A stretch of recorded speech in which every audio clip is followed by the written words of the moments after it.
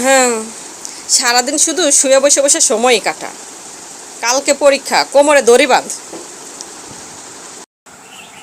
আচ্ছা ঠিক আছে মা, আজকে বানতাছি দুধ।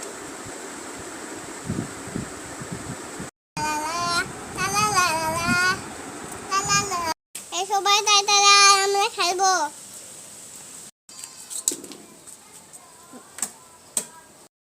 অনেক বড়। ওহ, যাই তো দেখি।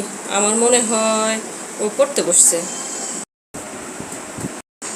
কিরে, তুই এটা কি করস?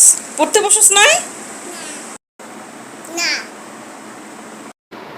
তাহলে এতক্ষণ তুই কি করলি? আর তোর কোমরে দড়ি কেন?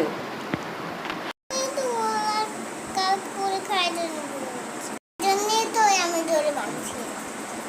হ্যাঁ, আহারে কপাল, কবে যে বুঝবো মাইয়াডা।